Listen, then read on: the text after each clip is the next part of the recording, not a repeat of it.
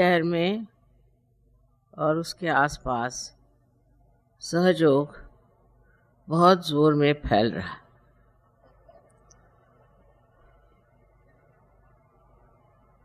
ये एक बड़ी आश्चर्य की बात है कि दिल्ली शहर राजधानी है और यहाँ अधिकतर लोग सत्ता लोलुप हैं। जो सत्ता पर हैं उनके आगे पीछे लोग दौड़ते हैं।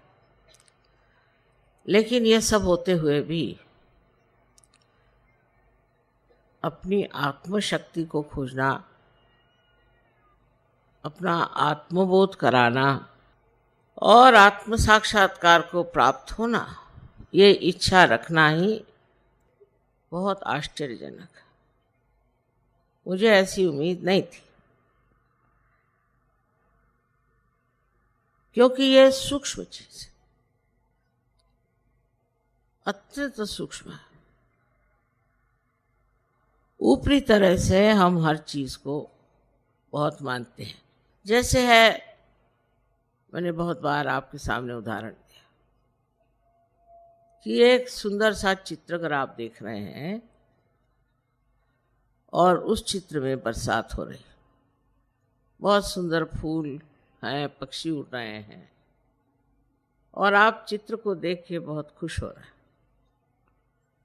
लेकिन उस चित्र की जो अनुभूति है वह आप में नहीं, इसलिए उसकी अनुभूति लेने की आवश्यकता है। और अनुभूति लेने के लिए एक बहुत सूक्ष्म विचार चाहिए। वो सूक्ष्म विचार आपके अंदर जागृत हो गया, यही कमाल है कि हमने अभी तक यथार्थ को पाया नहीं, हमने अभी तक असलियत को पाया नहीं। कोई न कोई ऐसी चीज है जिसके पीछे हम भागते हैं, उसमें सत्य नहीं है। और इस प्रकार मनुष्य कहां से कहां भटक जाता है। बाह्यता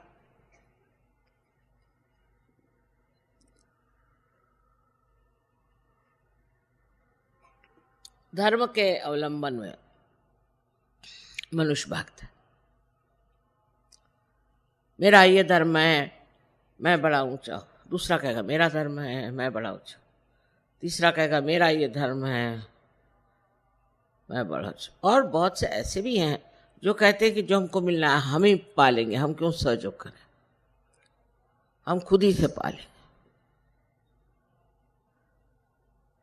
इस प्रकार दो तरह के लोग देखे गए। एक तो जो अपने अहंभाव में खो गए और दूसरे जो हैं वो शरणागत होकर गलत चीजों में घुस गए। ये दोनों तरह की व्यक्तियां सूक्ष्मता में नहीं उतर सकते। उसी में उनको मौज आती, उसी में आनंद में है। एक सोचता है कि मैं तो बस इस चीज में पड़ा हूं, अब मैं बस रात दिन भजन कीर्तन, सवेरे 4 बजे उठ करके पठन करते रहता हूं। एक साहब मुझे मिले थे, अभी जवान थे। मैंने उनसे कहा कि सहयोग में आने के लिए तुमको कुछ करना नहीं। कहले कुछ नहीं करने का। मैंने कहा नहीं, कुछ नहीं करना। तो कहने लगे फिर सवेरे से उठ के करना क्या? कुछ तो करना ही चाहिए सवेरे से उठ के। तो ये जो भावना हमारे अंदर है कि हमें अपने को प्राप्त करने के लिए, अपने को जानने के लिए कुछ करना है, सो गलत है। ये तो आप लोग जान गए कि बगैर कुछ किए ही आप सहज को प्राप्त हो गए। अब दूसरे अहंकारी हैं जो सोचते हैं कि हमको क्या करना, हम ही इसको खोज लेंगे, हम ही इसे पालेंगे। तो उनकी तो बात छोड़ दीजिए। उनसे भिड़ने से अपनी खोपड़ी खराब करने से कोई नहीं। और दुनिया में सभी लोग होंगे ऐसे, ये भी सोचना मेरे ख्याल से गलत बात है। बहुत से लोग लेकिन इस कलयुग में परिवर्तित हो जाएंगे, क्योंकि ये परिवर्तन का समय, इस समय में परिवर्तन होगा ही, आप चाहें या न चाहें। किंतु चाहने पे इस परिवर्तन की जो सूक्ष्मता है उससे आप पकड़ लेंगे। उदाहरण के लिए मैं कहूंगी कि रशिया देश, जो कि भगवान के बारे में कुछ नहीं जानता था, जिसने परमात्मा का नाम भी नहीं सुना था, और ना उनको परमात्मा की बात करने की इजाजत थी, न ही कोई वो धर्म की बात जानते थे, और बड़ी ताड़ना में, बड़ी कठिन समस्याओं में वो बेचारे बंद थे, घुट रहे थे। उस घुटन में उनमें कौन सी ऐसी बात हो गई जो वो सहज में उतर गए? किस बात के कारण ये लोग एकदम से सहज में आ गए? वो बात है जिसे हम कहते हैं कि अपने को पहचानना। इसको अंग्रेजी में इंट्रोस्पेक्शन कहते हैं।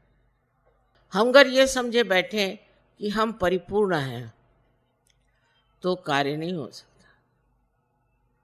हमको ये देखना चाहिए कि हमारे अंदर कौन से दोष हैं, और सहयोगी होने के बाद भी ये देखना अत्यावश्यक है।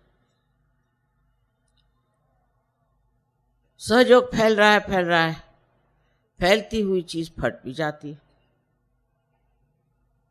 और जो हमारे अंदर सूक्ष्म से सूक्ष्म ऐसे दोष हैं वो पकड़ लेते हैं।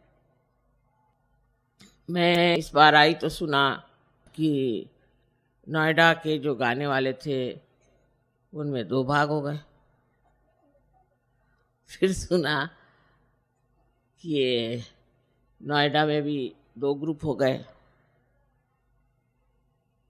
फिर और जगह भी ऐसे 2 ग्रुप हो गए, कहीं 4 ग्रुप हो गए, कहीं 5 ग्रुप। ये बहुत खतरनाक चीज है।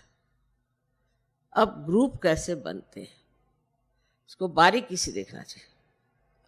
ईसा मसीह ने कहा था कि बिवेयर ऑफ मर्मरिंग सोल।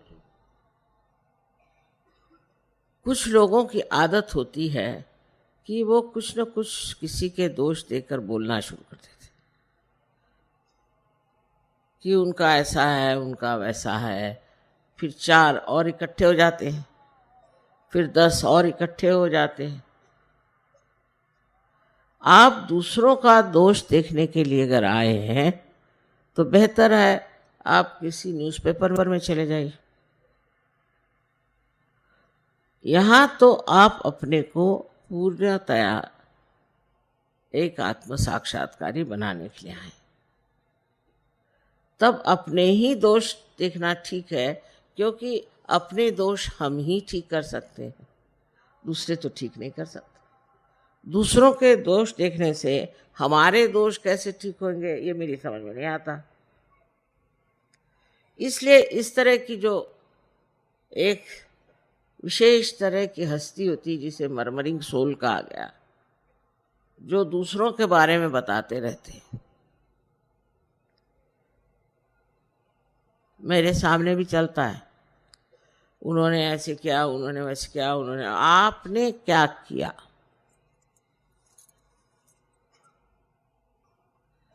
ऐसे चक्कर चल पड़ते हैं। इसलिए जब सहयोग बढ़ता है तो उसके साथ ये भी देखना चाहिए कि वो तितर बितर न हो जाए, उसकी घनिष्ठता बढ़ती रहे। हमारे अंदर एक और बड़ी विशेषता है कि सहयोग का जो नाटक है उसमें लोग सोचते हैं कि लीडर माने हम लीडर हैं, वो लीडर है, वो लीडर। एक मजाक। लीडर वीडर है क्या? कुछ नहीं। लेकिन उसके लड़ाई झगड़ा दिल्ली शहर में रहते ना, तो यहाँ के लोगों को देख करके आपको भी यही सूझता है। ये सब नामधारी है, इसमें कोई खासियत नहीं। मेरे कान पर बहुत सी बातें आई जिससे बड़ा दुख हुआ कि ऐसे बेकार चीजों में लोग अपना समय बर्बाद कर रहे हैं। जिस तरह से रशिया में हुआ है वैसा होना शायद यहाँ संभव न हो, क्योंकि हम लोग अमन चैन से हैं, सब कुछ ठीक ठाक है, ऐसा कोई दबाव हमारे ऊपर नहीं। तो जिनके पास कोई काम धंधा नहीं है वो ऐसे ही धंधे करते बैठते हैं, इधर से उधर बात लगा, उधर से उधर बात लगा। तो एक दूसरों की स्पर्धा करना या जलना ये सहयोग में हो ही नहीं सकता। अगर ये सब कुछ आपको हो रहा है तो आप समझ लो अभी आप सहज के दरकिनारे भी नहीं।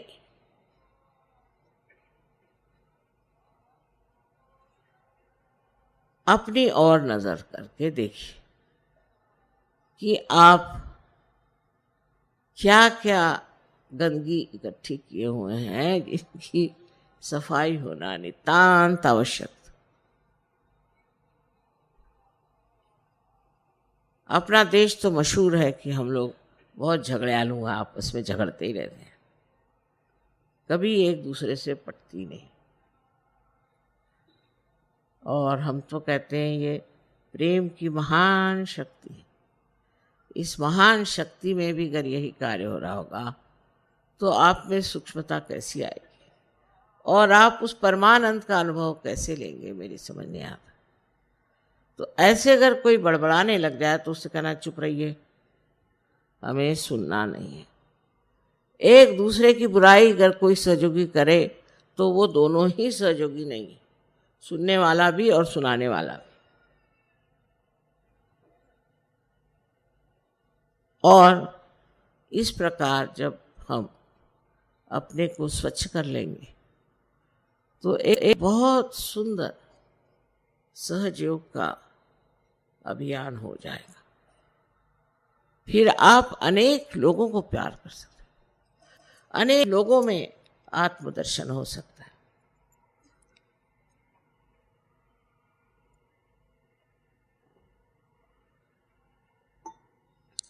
अब अपनी जिम्मेदारी को और आप समझें। आज संसार में रोज अखबार पढ़िए तो रोना ही आता है, क्या न क्या गड़बड़ हो रही है, हर तरफ से कैसा आतंक मचा। ऐसी समय में आप संत हो गए, आप आत्म साक्षात्कार हो गए, आप इतने ऊंचे स्थान पे चले गए।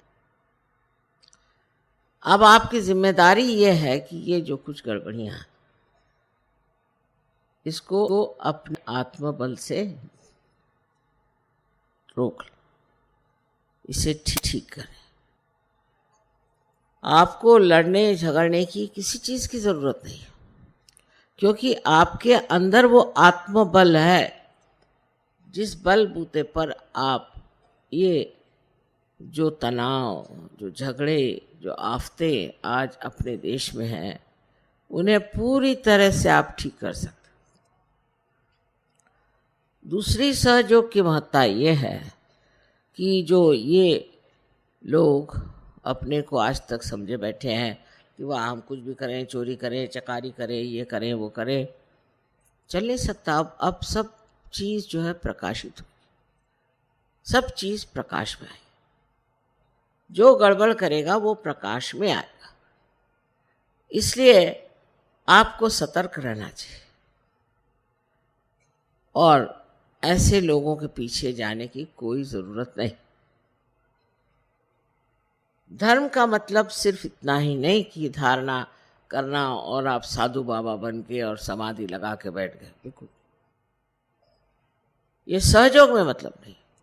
और जगह होता हो लेकिन धर्म का मतलब यह है कि जो धर्म आपने धारण किया, जिस धर्म के कारण आपके अंदर इतनी विशेषताएं आ गई, जिसके कारण आज आप आनंद विभोर हैं, वो धर्म भी दूसरों में बांटे और इस धर्म के अपने माध्यम से दर्शन दें। आपको देखकर लोग कहें कि ये कोई विशेष है। लेकिन आप अगर और लोगों की तरह ही आपसी लड़ाई और तमाशगिरी करें तो कौन मानेगा कि आप सहयोगी हैं? आपकी शांति, आपका सहिष्णुता, सबता, सब कुछ एक साथ देख करके कोई भी अचंभे में पड़ेगा। और आपके अंदर सारी शक्तियां हैं। आपको हाथ चलाने की जरूरत नहीं, कुछ कहने की जरूरत नहीं। करने वाले बहुत बैठे हो, आप जानते हैं इस बात को। और वो जो करने वाले हैं वो सब कर बैठेंगे, सिर्फ आप शांतिपूर्वक अडिग देखते मात्र रहें। सारा नाटक आप देखते रहें जो आप कर सकते। तो एक तरफ तो अपनी ओर नज़र होनी चाहिए कि मैं क्या कर रहा हूँ, मैं कौन से गर्त में घुसा जा रहा हूँ। ये चार लोग बड़बड़ा रहे हैं, मैं इन्हीं के साथ लग गया हूँ क्या? और दूसरी तरफ नज़र बाहर कि मेरे कारण कुछ लोगों को लाभ हो रहा है कि नहीं, कि मैं अपने स्वार्थ के लिए सहयोग में आया। अब पहले से हालत बहुत ठीक है। शुरू में तो ऐसी चिट्ठियाँ आती थी कि बस मेरे माँ के बाप के फलाने के ठिकाने के टुकाने के कुछ के उसको बीमारी हो गई, माँ उसे ठीक करो। सारे दुनिया के ठेकेदारी और सहयोगी भी बहुत लगे रहते थे। अब वो चीज़ छूटी, उतनी खुदगर्जी खत्म हो गई। अब दूसरों के बारे में जरूर सोचने लगे, पर तो भी ये जिद है कि आपको तो आना ही पड़ेगा लखनऊ या कानपुर, आना ही पड़ेगा, या बाराबंकी तो आना ही पड़ेगा। लेकिन बाराबंकी से आप लखनऊ तशरीफ क्यों नहीं ले आते? मैं तो जगह दुनिया भर में मारे मारे फिरूं, लेकिन आप 10 मील भी नहीं आ सकते हुजूर। ये भी कोई तरीका है? और उस पर बड़े सोचिए कि बड़े पैमाने पे गदर हो जाता है। चलो भाई, मैं जहाँ कहते जाने को तैयार, पर हर जगह तो मैं नहीं जा सकती हूँ। तो मैं देखती हूँ कि इसमें भी एक अहंकार तो नहीं कहूँगी मैं, पर एक चिपका हुआ सिक्का है कि हम लखनऊ में रहते तो लखनऊ, बम्बई में रहते तो बम्बई, और दिल्ली में रहते तो दिल्ली। अगर माँ एक मर्तबा दिल्ली नहीं आए तो सब लोगों की हालत खराब हो जाए। दिल्ली जरूर आए, और फिर लखनऊ ज़रूर आए, फिर बनारस ज़रूर आए, फिर कलकत्ते ज़रूर आए। ये मैं जब देखती हूँ कि आप इतने स्थानिक कैसे, लोकलाइज जिसको बोलते हैं, फिर कहेंगे कि नहीं आप नोएडा ही है, नोएडा नहीं आते तो और कोई यहाँ गली कूचे बहुत है वहाँ आ जाइए। दूसरा रोना ये कि मेरे घर आपको आना है। अब इतनों के घर जाने के लिए कोई नया जन्म लेना पड़ेगा। इस पर भी बड़ी नाराज़ी कि माँ आप मेरे घर आई नहीं, मेरे घर आके आपको खाना खाना है। फिर ये मेरा बेटा है, फिर ये मेरा पति है, मेरी पत्नी है, मेरा मेरा मेरा मेरा मेरा। जब तक ये ममत्व नहीं छूटने वाला, तब तक आप सहयोग में कैसे उतरेंगे? ठीक है, आपकी जिम्मेदारियां हैं, उसको निभाओ, पर वो मुझ पर मत ला दो। मेरे बेटे को देखना ही चाहिए, मेरे बेटे को नाम दीजिए, फलाना ठिकाना। सुबह से शाम तक न देते देते मैं तो हार गई। मैं सोचने में एक डिक्शनरी बना लूं। ऐसा पागलपन चारों तरफ आया हुआ है। अगर मैं कह दूं कि मैं नहीं आ सकती तो हो गया, मतलब फिर उसके बाद तो समझ लीजिए कि वो कहेंगे कि माँ हमारी क्या गलती हो गई, हमने कौन सा पाप किया। अरे भाई, नहीं आ सकी मैं, इसमें कोई पाप नहीं है। तो ये बड़ी सूक्ष्म चीज है, इसको समझना चाहिए। ये चिपकी हुई चीज है आपके अंदर, ये मेरा तेरा। कबीरदास जी ने एक बड़ी सुंदर बात कही कि जब बकरी जिंदा होती है तो मैं करती है, जैसे हम लोग भी करते हैं। पर जब मर जाती है तो उसके दांत से धुनकनी की तांत बनाते हैं, और जब धुनकनी चलाई जाती तो कहते तू ही तू ही तू ही। जब तक ये तू ही का हमारे अंदर स्वर नहीं चलेगा, आप मुझे इसके लिए क्षमा कीजिए कि कोई भी काम आपके नहीं हो सकते।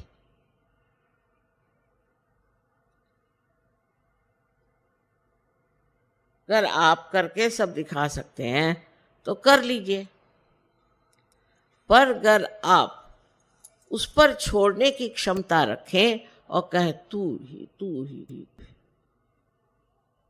तो वो तो करके दिखाई देगा। और जिसने इसका अनुभव किया वो तो तू ही भी नहीं कहता है, वो जानता है कि वो है।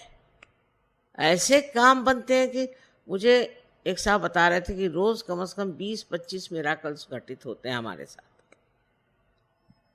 तो अब सोचने की बात क्या रही,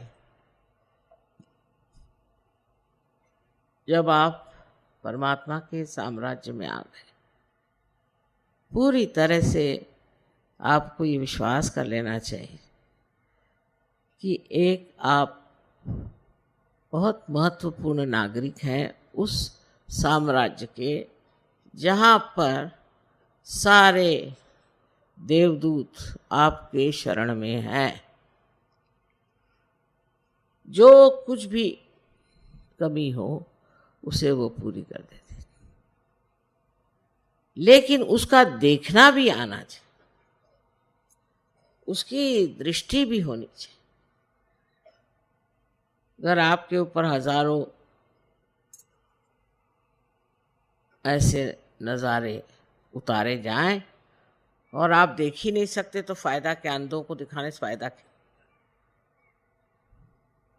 इस प्रकार के आप सबको अनुभव आए, लेकिन सबसे बड़ा अनुभव यथार्थ का। यथार्थ माने वास्तविकता। यह अनुभव जितना सूक्ष्म है उतना ही वो विस्तार पूर्वक।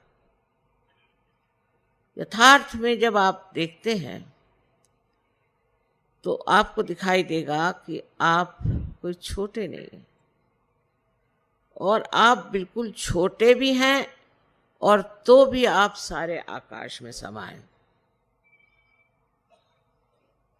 जैसे कि एक बूंद समुद्र में मिल जाए तो वो क्या देखती है कि वो समुद्र हो गई।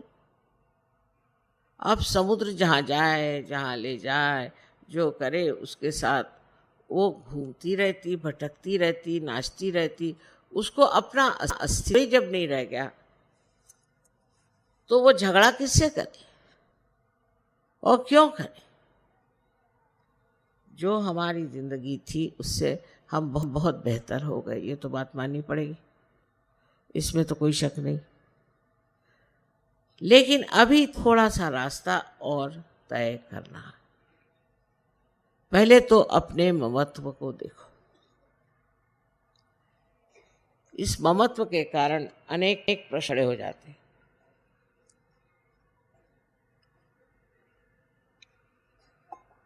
विदेश में पहले माँ बाप बच्चों की कदर नहीं करते थे, बिल्कुल नहीं। यहाँ तक कि वो चाहते भी नहीं थे बच्चे हो, और हो जाए तो जो चाहते थे कि मर जाए तो अच्छा। और जब सहज में आ गए तो चिपक गए बच्चों से। फिर उनके लिए बच्चों के सिवा कोई सवाल ही नहीं रह गया, बच्चे ही सब कुछ हो। अजीब चीज है, एक तरह से छूटे तो दूसरे को चिपक गए।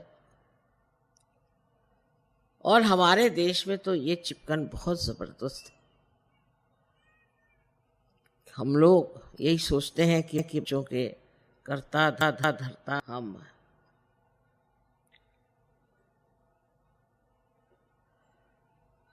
इसको समझ लेना चाहिए कि संसार को चलाने वाले परमात्मा और उनकी परम शक्ति, वो सब इस आपके बच्चे परिवार सबको देख रहे हैं। उनसे अच्छा तो आप नहीं देख सकते, तो आप क्यों बेकार में परेशान? बार बार आप पूछेंगे भाई बच्चा कैसे, बच्चे की हालत कैसी है।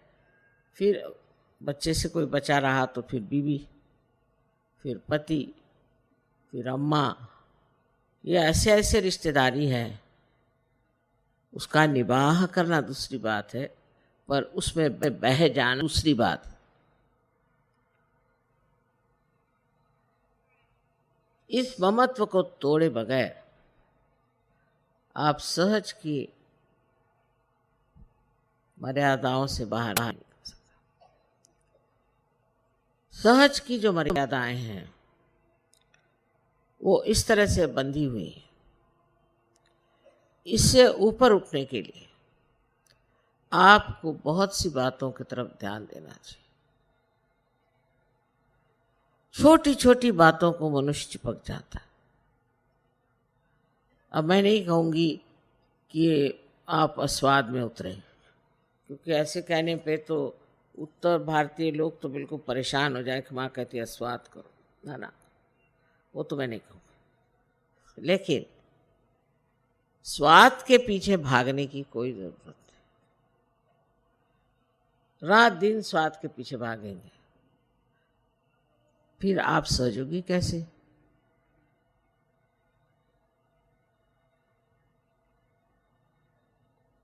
कोई भी बात करने से आपको आत्मानंद की अनुभूति होनी चाहिए।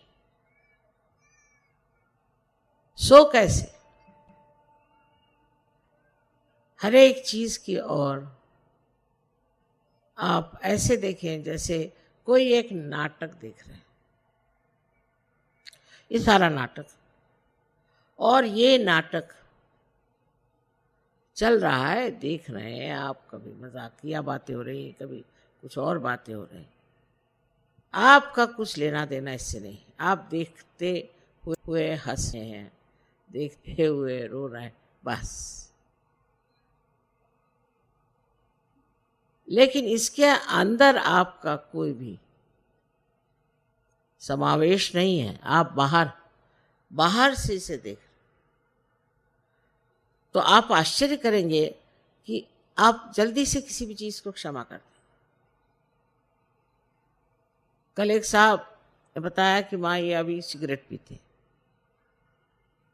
उन्होंने सोचा कि मैं बिगड़ूंगी। मैंने कहा नहीं ठीक है, सिगरेट आसानी से नहीं छूटती। लेफ्ट विशुद्धि अगर हुई तो उससे सिगरेट पकड़ी जाती। उनकी लेफ्ट विशुद्धि तुम ठीक करो, देखो उनकी सिगरेट छूट जाए।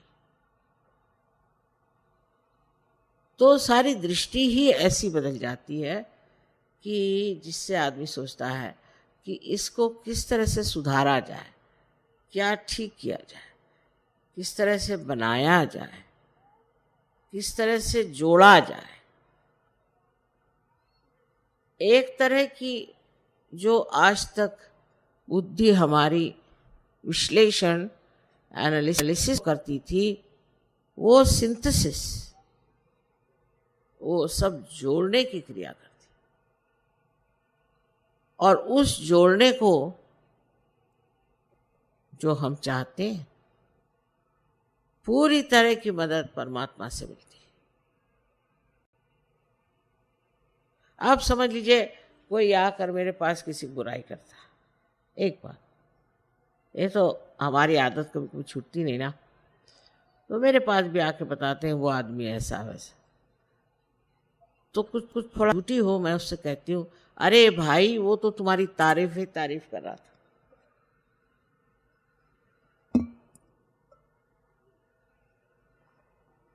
वो तो कह रहा था कि तुमसे अच्छा कोई आदमी ही नहीं है। दूसरे दिन देखती हूँ कि उसी आदमी के गले में हाथ डाल के घूम रहे। जो कुछ बुराई देखी थी वो पता नहीं कहाँ गायब हो गई।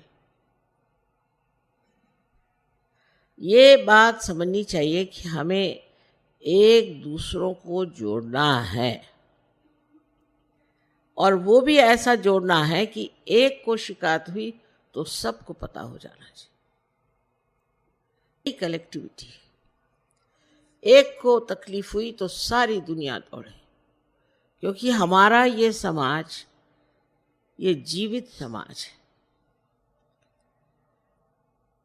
मरा हुआ समाज नहीं। और इसके अंग प्रत्यंग जो है एक शरीर में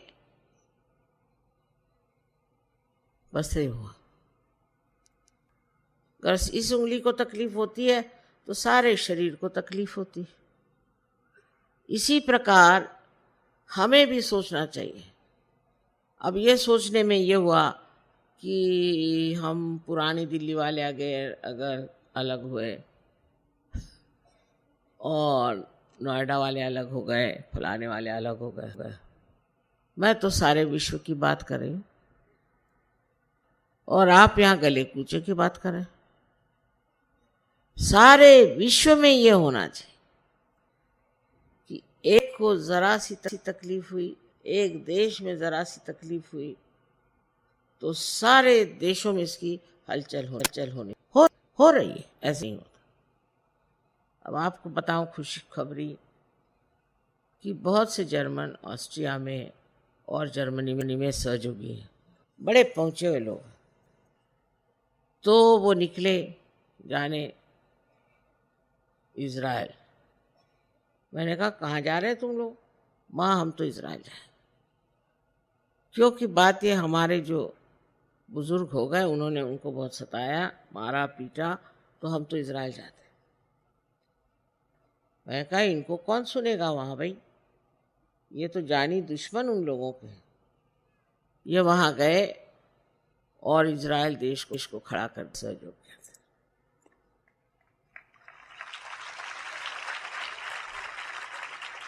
अब उससे और एक अच्छी बात बता, बड़ी खुशखबरी। मैं इजिप्ट गई तो बहुत मुश्किलों से बेचारों को वीज़ाज मिले, माने इजरायलियों को, क्योंकि इजरायली जो हैं वो माने हुए दुश्मन हैं मुसलमानों के। पता नहीं क्यों, गलत बात है लेकिन। तो 20 इजरायली वहाँ हैं इजिप्ट में, और मैं देखती क्या हूँ कि वहाँ के इजिप्शियन सहयोगी जो हैं उनके गले मिल रहे हैं, उनसे प्यार की बातें कर रहे हैं। इतने आनंद की बात है कि इज़राइल से इतने दूर से इजिप्ट में आए और वहाँ के इजिप्ट सहयोगियों से दोस्ती कर ली। फिर सारे वहाँ पे कैरो में जहाँ जाना वहाँ सबसे बात करना, ये करना, वो उनके लिए मिठाइयाँ लाए। ये सूझता कब है? मैंने नहीं कहा, ये अंदर से ही सूझता है कि इजिप्ट के लोग हमसे दूर हैं, हमारे दुश्मन हैं, चलो वही प्यार का करिश्मा देखें। और पहुंच गए। मैं पहुंची, उसके दूसरे दिन मैंने आए कैसे? आ गए, वीज़ा भी मिल गया, सब हो गया, हम आ गए। ये पहली पहचान कि किस तरह से प्यार का दान आप दूसरों को दे सकते हैं। लेकिन ये तो तभी होगा जब आप अपने से हटेंगे, जब अपने ही अंदर आप कूद रहे हैं, तो बाहर क्या होगा।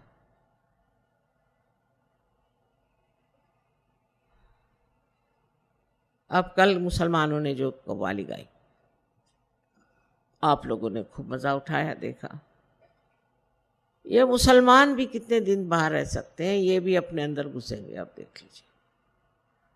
पर आपकी वृत्ति जो है वो ये नहीं होनी चाहिए कि मुसलमान खराब हैं और हिंदू अच्छे हैं। ये बिल्कुल गलत बात है। यहाँ तो जातीयता इतनी जबरदस्ती, वो तो हट गई। अमेरिका में देखिए बहुत बड़ा प्रश्न है काले और गोरों का। हम लोगों को तो वो ब्राउन लोग कहते हैं, ना इधर के रहे ना उधर के। पर काले और गोरे, वहाँ बड़ा झगड़ा। लेकिन सहयोग में आपको समझ में नहीं आएगा। सब बैठे हैं, कोई काले हैं, कोई गोरे हैं, कोई ब्राउन है, सब सहयोग में बैठे। और किसी को ख्याल तक नहीं आता कि किसकी चमड़ी कौन से रंग की है। बिल्कुल नहीं। एक दिन मैंने किसी से पूछा कि साहब वो हैं तो वो गोरे हैं? अब देखा नहीं माँ, पता नहीं। फिर सोचने लगा, देखा नहीं, देखा ही नहीं तुमने? हाँ, हमने देखा नहीं। ये तब होता है जब वो सूक्ष्मता अंदर में प्रकाशित होती है, और ये सूक्ष्मता प्यार की है। प्रेम से जब आप किसी को देखते हैं, एक माँ है, तो शायद वो गोरा बच्चा हो जाए चाहे काला बच्चा हो जाए, वो सबको अपने जी से लगाती है। उसको तो नहीं विचार आता कि मैं गोरी हूँ, मेरा बच्चा काला है। वो तो नहीं ना ऐसा सोचती। ऐसे ही ये प्यार की शक्ति, इस शक्ति के कारण ही सब एक हो सकते हैं। और जब सब हम एक हो जाएंगे तो ये जो हमें अलग करने वाली उपाधियां हैं, ये सब गिर जाएंगे, सब गिर जाएंगे।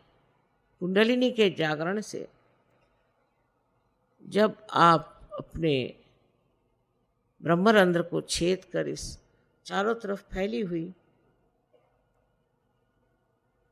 पवित्र, शुद्ध, निर्मल प्रेम शक्ति को प्राप्त होते हैं, तो वो शक्ति ही आपको ये प्रदान करती। और आपको इसमें मजा आता है। पहले मजा आता किसी से द्वेष करने में, अब मजा आता है प्यार करने। अब यहाँ से बहुत से लोग प्रदेश में गए, वहाँ से मुझे खबर भेजते, माँ यहाँ आओ, यहाँ सहयोगी बहुत कम है, हम चाहते हैं यहाँ सहयोग चले। इस प्रकार की जो एक भावना, नहीं तो ज़्यादातर लोग जो बाहर जाते हैं को यही लगता है कि अब क्या मौज करें, चलो शराब पिएं, ये करें वो करें। इन सहयोगियों को एक ही भी कि और सहज आएंगे, बगैर सहयोग के हम कैसे जी सकते हैं। ना क्लब ना नहीं कुछ करेंगे, बस उनको यही एक लगा। तो इस प्रेम शक्ति से एक सूक्ष्म आनंद भी झरता है। उसी के कारण हम ऐसे एक साथ एक स्वर में डूलते हैं। हमारे मेयर साहब इटली में कहने लगे कि हम लोग चर्च में जाते हैं तो 15 मिनट बाद घड़ी दिखने लगती। जैसे आधा घंटा होता है तो सब लोग भाग खड़े हो जाते। और आप क्या जादू करते हैं कि 9-9 घंटे लोग बैठे हुए अंदर। तो मैं कोई जादू नहीं, बस प्यार का मजा ले रहे हैं और क्या। आनंद के सागर में डुबकियां लगा रहे हैं, और यही आनंद का सागर आपको अत्यंत स्वच्छ, अत्यंत निर्मल कर देता है। और वो ऐसी आपको शख्सियत देता है, ऐसा व्यक्तित्व देता है कि आप तो चमक उठते ही हैं, लेकिन आपको मिलने वाले भी चमक जाते हैं। तो फिर से मैं यही कहूँगी कि लड़ाई झगड़ा इसका नाम भी मैं नहीं सुनना चाहती। कोई जैसा भी है उसके और नाटक फिर समझ के देखिए। आपका काम सहयोग में टिकने का है। आप सबको अनंत आशीर्वाद।